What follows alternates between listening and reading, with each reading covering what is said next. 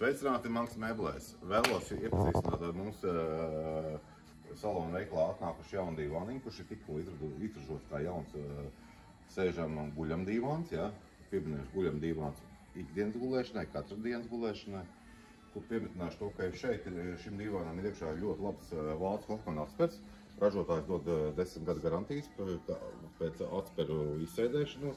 Ļoti laba cietība, ne pat cieta, ne pat mīkstu. Pozitīvais tas, ka ir ļoti akurāti nostrādāts, arī spilvenu daļu ņemam nost, mazgājam ar ļoti labu pildījumu. Nav kaut kāds paralons sastūķēts iekšā, kas rada spilvenu krunkas un tam līdzīgi. Šeit nekas tās nebūs. Ir patīkams kārtības spilvenā un arī nemaina savu formu. Šo dīvānu mēs varam izgatavot pēc dažādiem izmēriem. Šis konkrēti tādi, respektīvi dīvānu izmēri dažādi.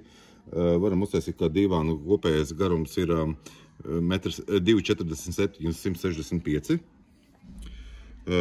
Varam uztaisīt, kad ir dīvāna izmērs 2,64 uz 165. Varam uztaisīt dīvānu, kad ir 2,87 uz 165, un varam uztaisīt, ka ir 3,06 uz 165, respektīvi 4 veidu gulēšanas izmēru un dažādi kopējo izmēru. Varam uztaisīt gulēšanas platību 2,11, varam uztaisīt gulēšanas platību 2,28, 2,87 vai 2,70, pat lielu. Dīvānam ir nepilni 19 cm plati roku balsti. Un parādīšu, kā tas viss darbojās.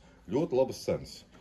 Šādam te ikdienas gulēšanas dīvānam ar labiem materiāliem, lifta mehānismu mugursienu, 895 eiro uz 2 metriem un 50 centimetriem nepilniem, 247 uz 264, 979 eiro,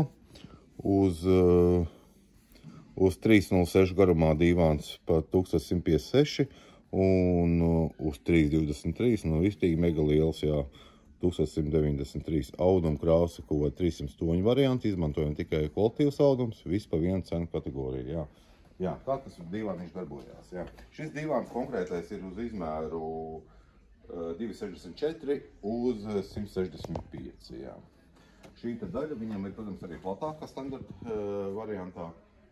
Parasti kaut kur uz šejienē, viņš proporcionāli labāk izskatās šo plato stūri. Tad, respektīvi, kā tas darbojās? Šeit ir forši paceļam liela veļas kaste. Pozitīvi tas, ka viss karkas ir taisies no masīvu koka. Piemetināšu, ka ir vācu Hoffmann atspers iekšā. Un, attiecīgi, spilvenas noņemam nost.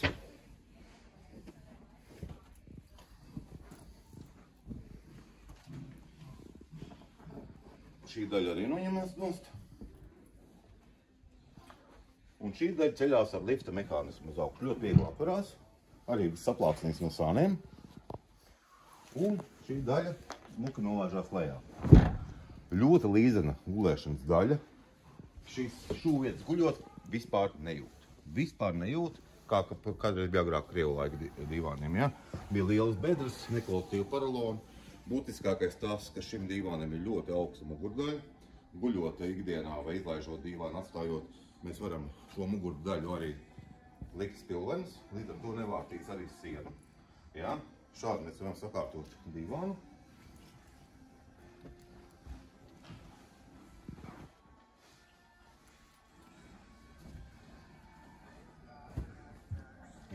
Šādi te. Un ko es piemetināšu? Super kolosāls dīvāns, ļoti iespaidīgs, un ļoti liela guļamā daļa, 2 lielas ietilpīgas veļas kastes. Nevārtīs sienu, nenobružās sienu, nesaskādēs sienu. Stūri var pasūtīt uz labo pusi, kreiso pusi, krāsa izvēle ļoti liela un dažāda, plaša. Izmantojam, kā es minēju, kvalitīvs audums.